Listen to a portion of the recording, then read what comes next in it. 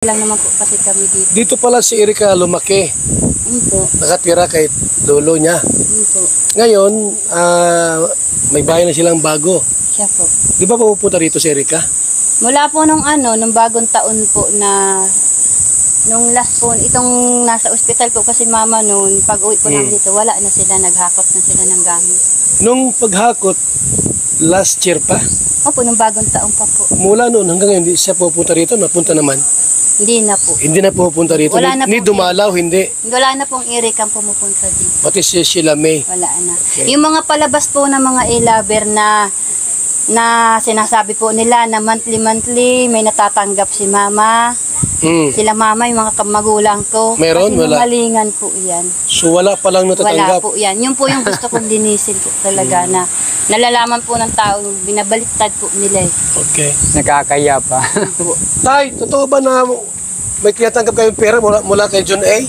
Wala po, wala po. Wala kayong pera natatanggap? Wala po. Isa yung balita na galing balita na yun nga, monthly meron kayong natatanggap na... Andun po sa mga support. sa kagrupo nila. Okay. Nakakalat na po. Yan kumakalat na bali-balita. Eh, nakakaya nga po at dahil nga ni si Mana, suportado daw kami. Ay, buwang-buwang baya. Pero wala pala. Wala po, wala po. Nga pa-hospital nga yung asawa ko eh. Ilang beses sa hospital, ganyan, sarili namin gastos. So bakit kaya tayo si Erica di na pupunta rito? Awan ko po nun, parang ayaw na kayong makita. Ano po kasi po iban, ang simula po kasi ng alitan niya maglolo na yan, yung itong last na vlog ni Sir Rab na nagpadala po si Sir John A daw po ng pampaopera ni Mama. Okay. Yun po ang inumpisahan nila na nagtampo sila kay lolo nila. Bakit daw?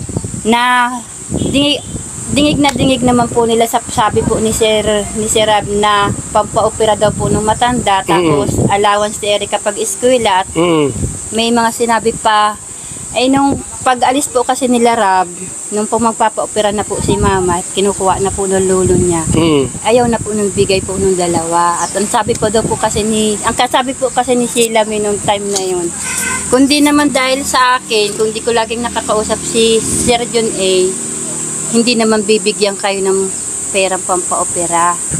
Okay, so ibig sabihin nagkaroon ng yun po yung contact si Sheila May kay John A? Opo. Bakit niya nakilala si John A?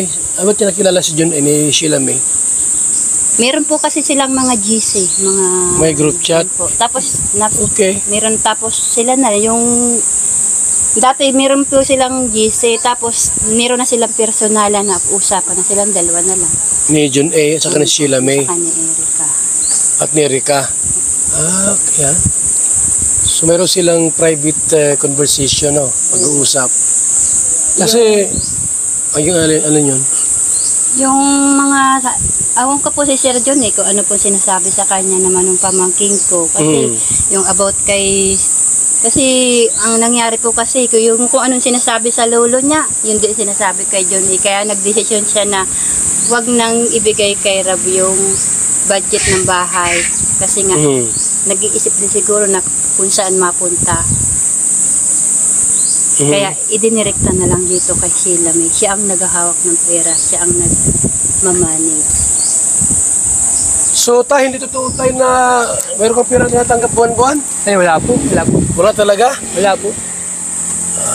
So maliwanag po mga kalingap na walang tulong si John A mula yung tulong Yung buwan-buwan po. buwan-buwan na sinasabing binibigyan. Wala po. Wala po. Wala po talaga mga kalingap. Alam naman mo sinungaling si tatang, di ba?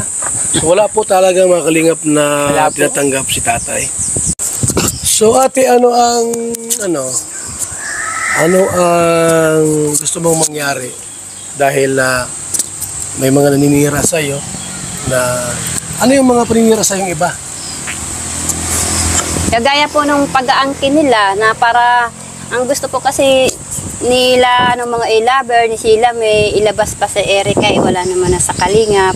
Paano ilabas? Yung mga paninirang halimbawa na parang kami ay walang-wala nang nabili dito sa ano na ito, halimbawa yung tagay po ng tindahan, daw po, yung ganyan. So, madami pong masasakit. Ay, yung tindahan mo dyan, hindi yan kay Erika, sa'yo yan. Hindi po. Yung bahay na yan po, pera pa po yan ng tinulong ni Ruel. Yung tindahan mo dyan. Yung tindahan na yan po, yung sahod na po yun ng asawa ko. Wala naman po dyan si Eric ang... Wala. Hindi naman po yung nagbibigay. Una pala, tumulong si Ruel sa'yo. Tumulong si Kasi Ruel? po, nung tinutulungan po si Mama, nabibigyan po ako ni Sir Ruel. Kasi yung anak ko po galing po sa accident. Ano binibigay sa'yo ni Ruel? Pera po. Pera? O, kita naman po sa vlog. Pag binigyan po yan sila Mama, binibigyan po ako. Okay. Kapanggatas daw po kasi nung anak ko yun sa calcium. Mm.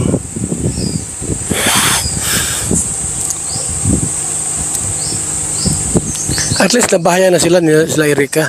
Meron na po, bahay sila doon. Mm. Pero hindi po pupunta rito? Hindi dumadalaw dito, no?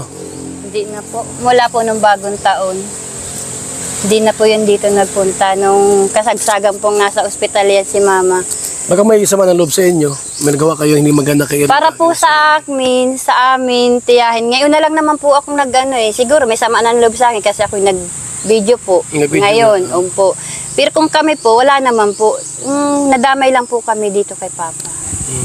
Kasi yun po yung naging alitan. Kasi sabi, nung po kasing nag-ano po doon sila sa pera na ayaw nilang ibigay. At sabi naman kasi ni Erika, kung di naman sa kanya, di siya binablog, walang pera. Sa kanya ibinigay ni Rab yun. Sabi naman po kasi ni Papa, kung ganyan din naman ang ugali ninyo, kung gustong-gusto ng lula ninyo makakita, ayaw naman ninyong pagbigyan, ay magsarili na kayo. Yun po yung pinag-umpisahan po ng alitan po nilang mag-apo.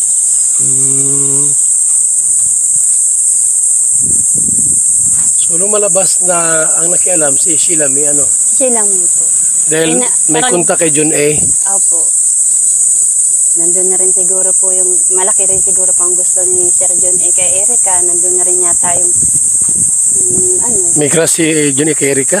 Napansin mo? May gusto po si Sir John A. kay Erika, pero si Erika po wala namang gusto. Kasi Yun lang. wala naman po. Paano mo nalaman Sila na may lang talaga po yung, parang inaano po yung kapatid. sinusulot-sulot? Opo. Ayun. Parang ginagamit si Erika. Ganun. Ibig sabihin, may gusto si John A. kay Erika. Paano mo nalaman may gusto si John A? Nakikita ko. Binata ba yun? Ang alam ko po, may asawa yan eh. Ikaw John A. ka ha? Salbahay ka ha? May asawa ka pala tapos may gusto kay Erika. Ngayon, ayaw ni Erika. Ayaw naman po ni Erika, parang nadala lang po dito sa kapatid. Kay Sheila May. Opo. May pagkatusos si Sheila May, no? May pagkaano rin. Yun po. Kaya nga po yun yung inaano ko talaga, inilalabas ko. Wala sa aming pamilya. Nasa kanya, siya ang promotor ng lahat. Kung bakit Sa lahat ng nangyari problema, si Sheila May ang may problema. Ang gumawa ng ano. Opo. Ipagbawi ng pera mula kay Kalingap Rab, siya ang nagkontak. Opo. Sila po ang magkakausap. Hanggang doon kay lolo mo. Sila din po. Kaproblema dahil kay Sheila May. Kay Sheila May po.